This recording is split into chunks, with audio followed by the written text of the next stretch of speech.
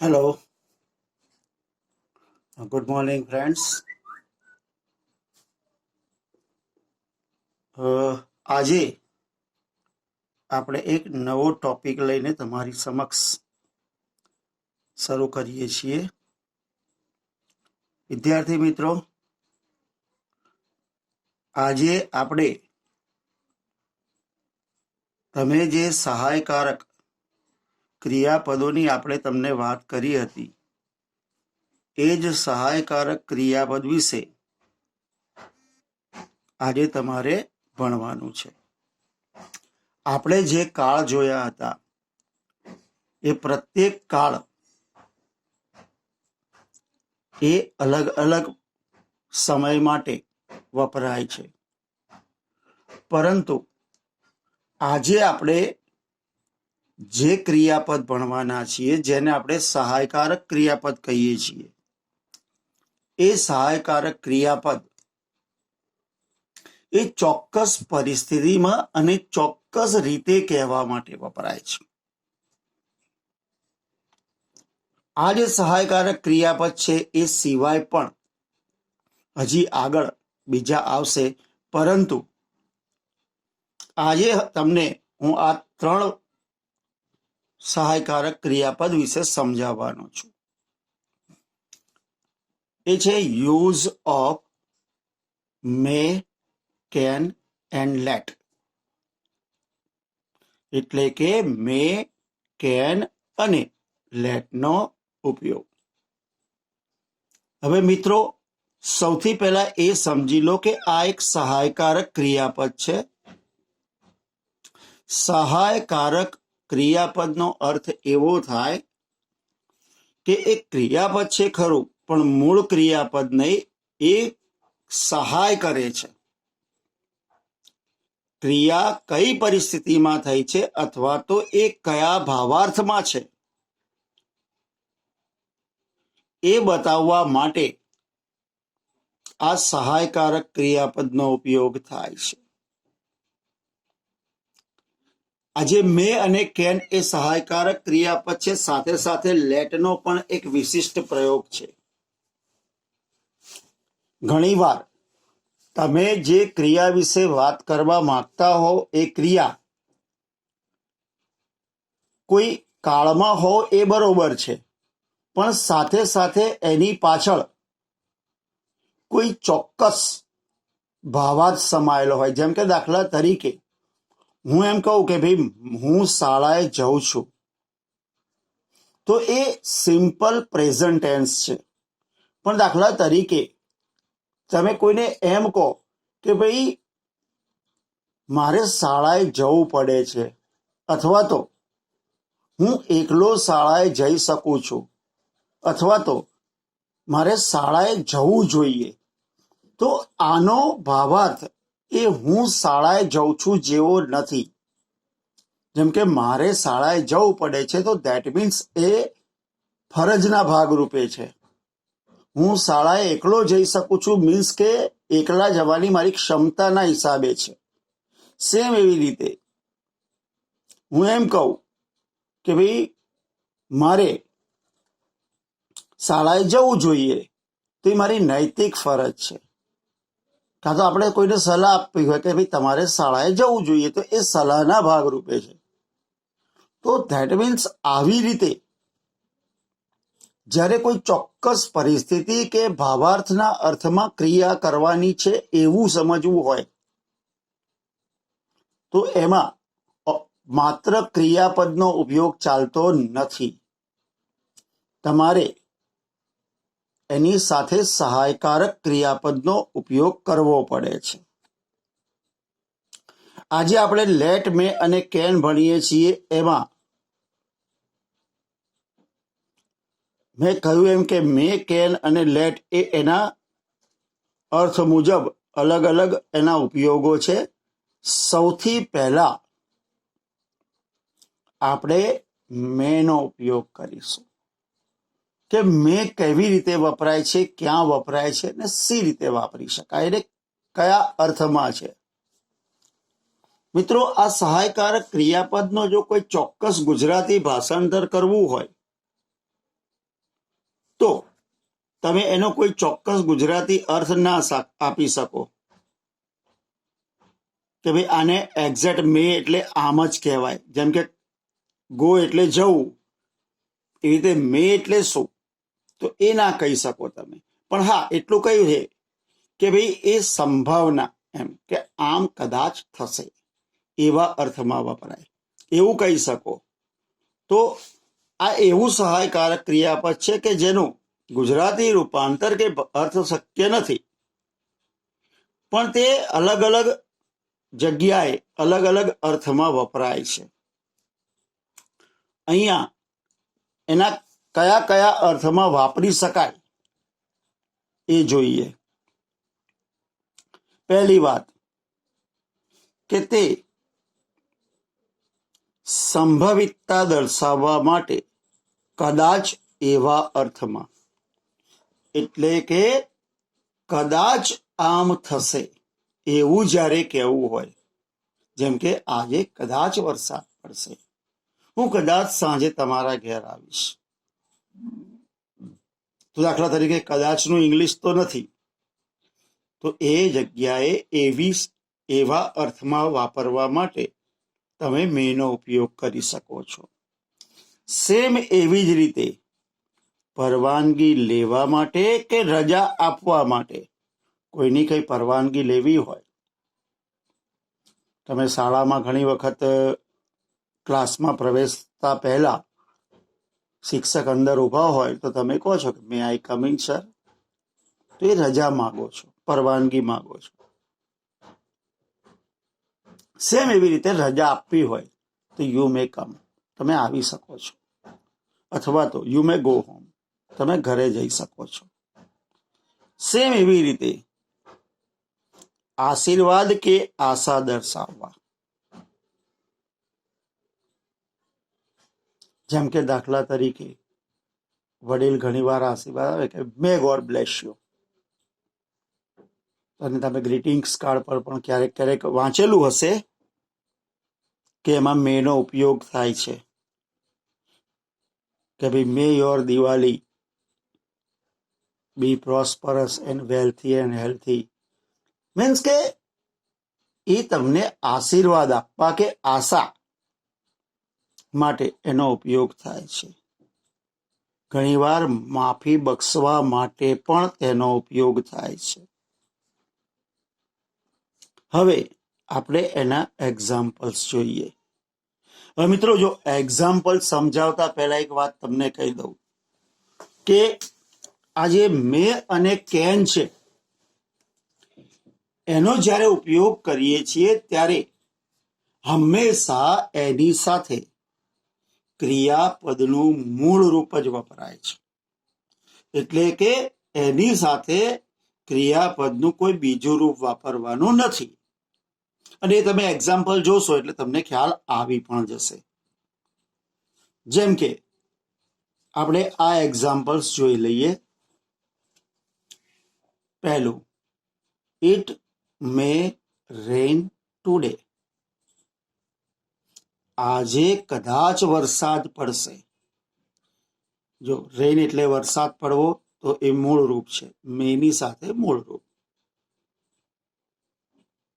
અચ્છા, રજા માગવા માટે મે આઈ કમ ઇન સર, હું અંદર આવી શકું સાહેબ, વિનંતી કરી, રજા માગી, તો અહીંયા મે સાથે કમ મૂળ રૂપ. મે ગોડ બ્લેસ યુ, ભગવાન તમારું ભલું કરે, ભગવાન તમારે આશીર્વાદ આપે, તો બ્લેસ એટલે આશીર્વાદ આપવા કે સારું કરવું, તો ક્રિયાપદનું મૂળ રૂપ છે. સેમ એવી રીતે યુ મે ગો હોમ, તમે ઘેર જઈ શકો છો, તમને રજા આપી, એમ આ રજા આપવાના અર્થમાં છે, તો મે જોડે ગો છે. અચ્છા, આશા, may all your wishes come true, તમારી બધી ઈચ્છાઓ, તમારી બધી આશાઓ પૂર્ણ થાવ. તો આવી રીતે મેનો ઉપયોગ એ રજા આપવા, રજા માગવા, સંભવિતતા દર્શાવવા,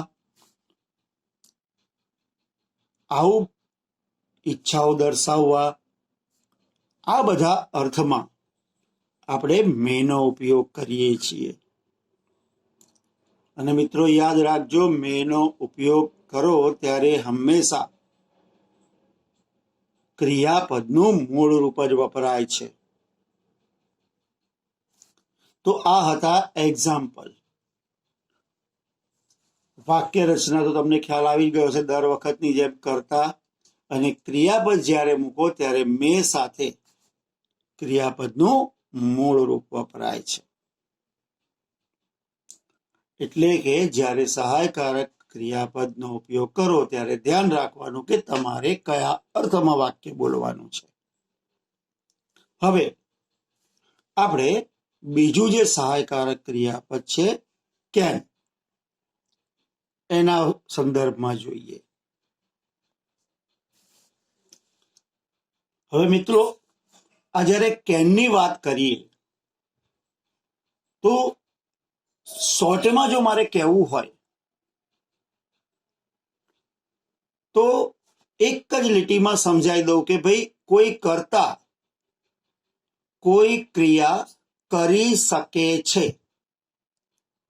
ક્રિયા થાય છે નહીં, કરી શકે છે.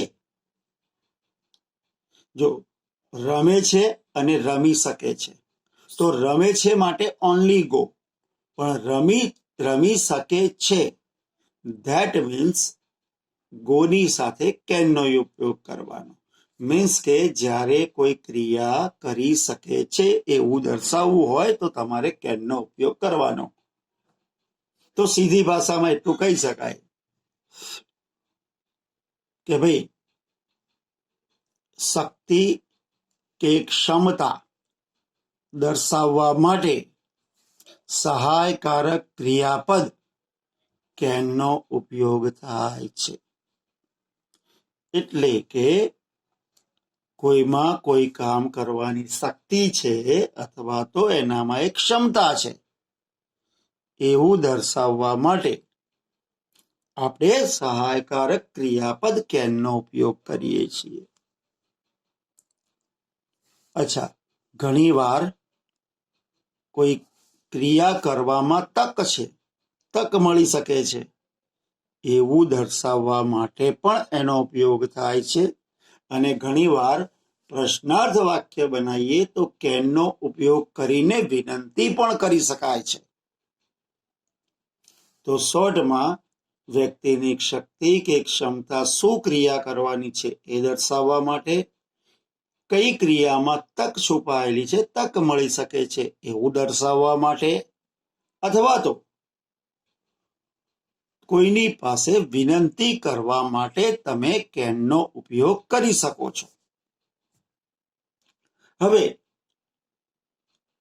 ક્રિયાપદ પહેલા કેન મુકાય છે એટલે કે કેન અને મૂળ રૂપ તમે ક્રિયાપદના સ્થાને વાપરી શકો છો.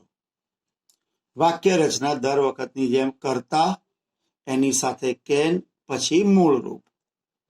હવે આપણે એના કેટલાક એક્ઝામ્પલ્સ જોઈ લઈએ.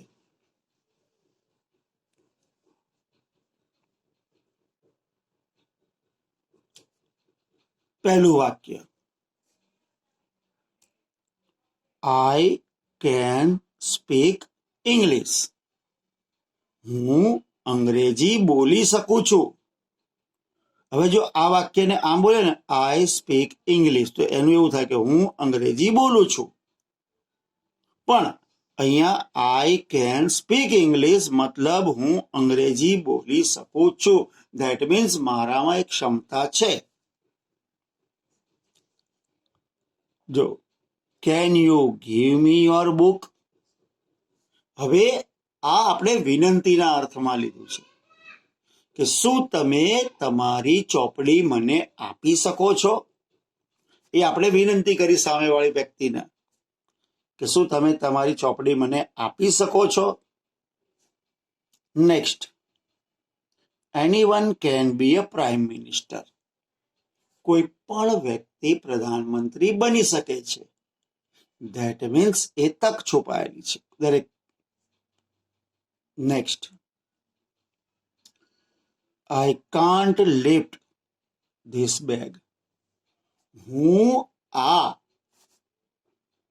થેલો ઉચકી શકતો નથી. ધેટ મીન્સ વજનમાં ભારે છે. મારામાં એ થેલો ઊંચો કરવાની ક્ષમતા કે શક્તિ નથી. તો શક્તિ અને ક્ષમતા માટે શું વપરાયું? કેનનો ઉપયોગ થયો. જો બરોબર, I do not lift this bag એટલે હું આ થેલો ઉચકતો નથી. તો એ શક્તિની વાત નથી, એ મરજીની વાત થઈ કે ભાઈ નથી ઉચકવું, અથવા તો નહીં ઉચકાય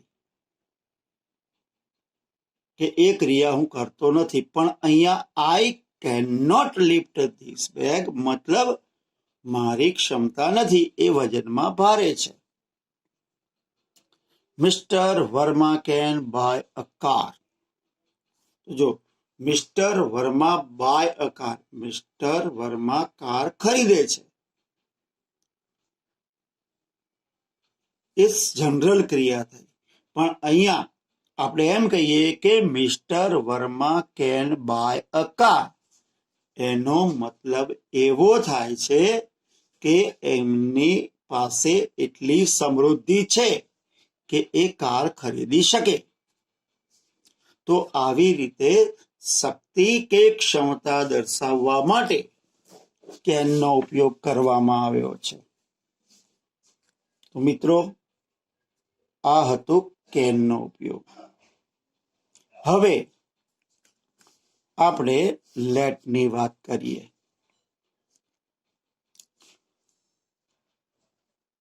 હવે લેટ જે છે એ પણ એક વિશિષ્ટ અર્થમાં વપરાય છે.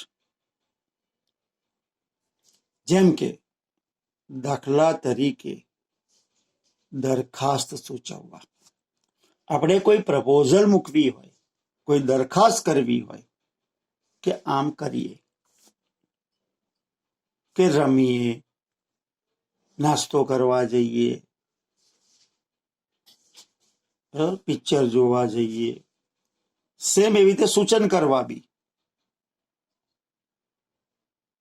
કે ભાઈ આપણે ભણીએ, આપણે અંગ્રેજીના ક્લાસ જોઈન કરીએ.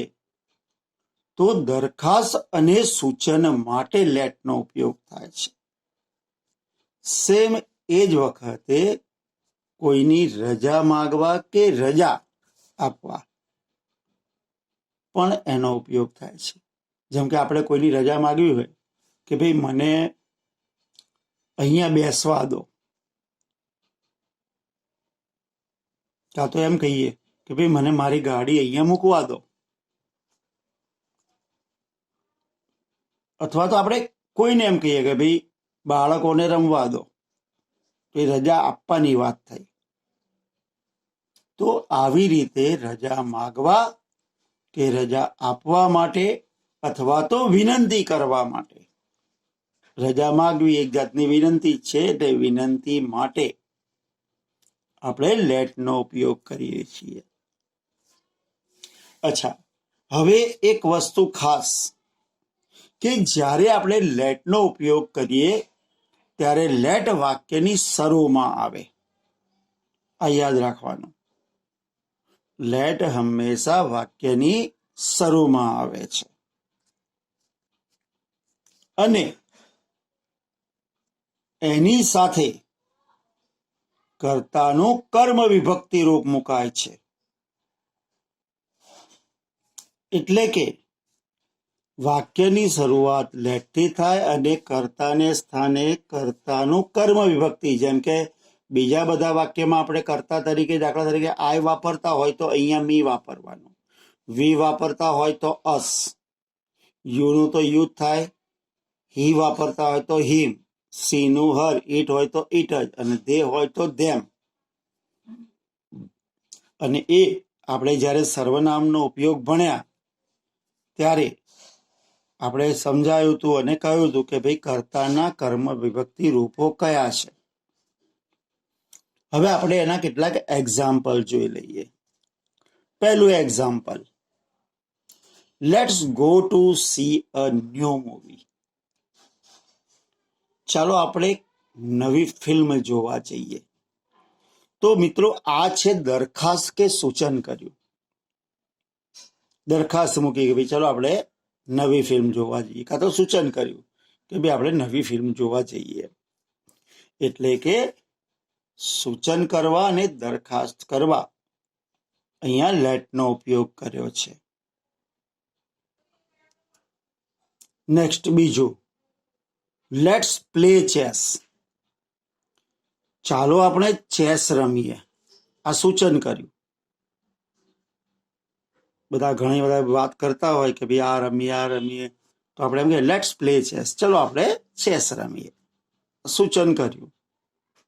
Next, late the children play here. બાળકોને અહીંયા રમવા દો. એ વિનંતીના અર્થમાં, રજાના અર્થમાં. Let me check your bag. મને તમારી બેગ જોવા દો, વિનંતી કરી. Let me seat here. મને અહીંયા બેસવા દો, આવી વિનંતી છે. તો આવી રીતે લેટનો ઉપયોગ થાય. જેમ કે લેટ્સ ગો હોમ, ચાલો આપણે ઘેર જઈએ. Late him do his work. એને એનું કામ કરવા દો. Let's listen radio. ચલો આપણે રેડિયો સાંભળીએ. Let's watch TV. ચાલો આપણે ટીવી જોઈએ. તો આવ્યા અર્થમાં લેટનો ઉપયોગ થાય છે. અહીંયા ખાસ જો લેટ જોડે અસ, લેટ ધ ચિલ્ડ્રન, લેટ જોડે મી, લેટ જોડે મી. એવી જ રીતે જો બધામાં ક્રિયાપદનું મૂળ રૂપ છે. જેમ કે પ્લે, પ્લે, ચેક, શીટ. તો આવી રીતે લેટનો ઉપયોગ થાય છે. હવે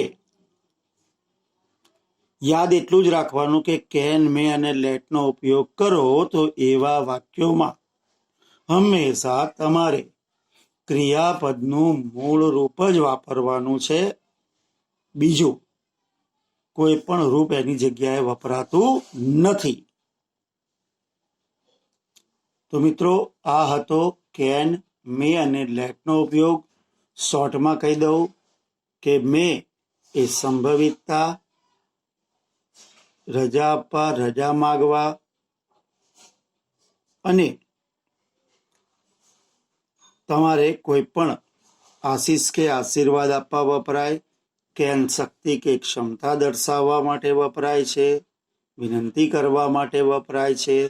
લેટનો ઉપયોગ સૂચન, દરખાસ્ત અને સાથે સાથે રજા આપવા, રજા માગવા પણ થાય છે. બીજું, લેટ સાથે હંમેશા કર્તાનું કર્મ વિભક્તિ રૂપ આવે, અને ત્રણે ત્રણનો ઉપયોગ કરો ત્યારે ક્રિયાપદનું મૂળ રૂપ વાપરવાનું છે. હવે આપણે જોઈએ તમારું હોમવર્ક કે એક્સરસાઇઝ. તો મિત્રો અહીંયા તમારું હોમવર્ક અને એક્સરસાઇઝમાં ખાલી જગ્યાઓ છે. આ ખાલી જગ્યામાં તમારે કેન, મે અથવા લેટનો ઉપયોગ કરવાનો છે. યાદ રાખો કયા વાક્ય રચનામાં ક્યાં વપરાય છે, અને ગુજરાતી કર્યા બાદ એનો ભાવાર્થ શું છે, એવા અર્થમાં મૂકવાનું. હું તમને થોડું ઘણું ગુજરાતી કરીને ભાવાર્થ કહીશ, પણ તમારે નક્કી કરવાનું કે કેન આવશે, લેટ આવશે કે મે આવશે. જેમ કે જો ટુડે ઇઝ હોલિડે, આજે રજાનો દિવસ છે. ખાલી જગ્યા અસ પ્લે ક્રિકેટ. તો અહીંયા દરખાસ્ત કે સૂચન છે. ધ ટીચર ખાલી જગ્યા નોટ કમ ટુડે. આજે શિક્ષક નહીં આવે. અહીંયા શક્યતા કે સંભાવના છે. He is a driver. તે ડ્રાઈવર છે. હી ખાલી જગ્યા ડ્રાઈવ અ ટ્રક, તે કાર હંકારવાની વાત છે. ધેટ મીન્સ શક્તિ કે ક્ષમતા. ખાલી જગ્યા મી ગો હોમ, મને ઘેર જવા, મીન્સ કે અહીંયા રજા માગી છે. ખાલી જગ્યા આઈ ગો હોમ સર, હું ઘરે જઈ શકું સાહેબ, અહીંયા વિનંતી છે. ખાલી જગ્યા you help me to solve the problem, મને આ સમસ્યા ઉકેલવામાં મદદ કરશો. ધેટ મીન્સ વિનંતી છે. ખાલી જગ્યા યુ લીવ લોંગ, તમે બહુ લાંબુ જીવો, આશીર્વાદ છે. યુ ખાલી જગ્યા ટેક ધીસ બુક, તમે આ ચોપડી લઈ શકો છો, આપણે રજા આપી. ખાલી જગ્યા the children sing the song, બાળકોને ગીત ગાવા દો, સૂચન કર્યું અથવા તો રજા આપી. ખાલી જગ્યા યુ બી હેપી, તમે ખુશી રહો. ધેટ મીન્સ તમે ખુશ બનો, ખુશમિજાજ બનો, તો આ આશીર્વાદ છે. Next, my father is old, મારા પિતાજી વૃદ્ધ છે. હી ખાલી જગ્યા નોટ વોક ફાસ્ટ, તે ઝડપથી ચાલી શકતા નથી. ધેટ મીન્સ અહીંયા શક્તિ કે ક્ષમતાની વાત. સી ખાલી જગ્યા સિંગ અ સોંગ, તે ગીત ગાઈ શકે છે, અહીંયા શક્તિ કે ક્ષમતાની વાત. આઈ ખાલી જગ્યા સ્વિમ ફોર 1 hour, હું 1 કલાક સુધી તરી શકું છું, અહીં પણ શક્તિ કે ક્ષમતાની વાત. હુ ખાલી જગ્યા લિફ્ટ એન એલિફન્ટ, હાથીને કોણ ઉચકી શકે, અહીં પણ શક્તિ કે ક્ષમતાની વાત છે. ખાલી જગ્યા મી પાર્ક માય બાઇક હિયર, મને મારું બાઇક અહીંયા પાર્ક કરવા દો, રજા માગી છે. તો મિત્રો, આ તમારી હોમવર્કની એક્સરસાઇઝ હતી. અહીંયા તમારે આ ખાલી જગ્યાઓ કેન, મે અને લેટના ઉપયોગથી પૂરી કરવાની છે. ખાલી જગ્યાનું સ્થાન અને સાથે સાથે એ વાક્યનો ગુજરાતી અર્થ, આ બે સમજી અને યોગ્ય રીતે તમારે કેન અને મે અને લેટનો ઉપયોગ કરવાનો છે. તો મિત્રો, આ જે સહાયકારક ક્રિયાપદ છે એનો ટોપિક આજે આપણે અહીંયા પૂરો કરીએ છીએ. આશા છે કે તમને સંપૂર્ણપણે આ વસ્તુમાં ખબર પડી ગઈ હશે અને બહુ સરળતાથી એને યાદ રાખજો, કેમ કે તમારે અમુક વિશિષ્ટ અર્થમાં વાક્યોને બોલવા માટે આની જરૂર પડશે. અને મિત્રો, જો તમારે બીજા વાક્ય જાતે બનાવવા હોય તો બનાવીને પ્રેક્ટિસ કરી શકો છો, એ તમારા લાભમાં હશે. મિત્રો, હવે હું રજા લઉં છું. આવજો. Thank you very much.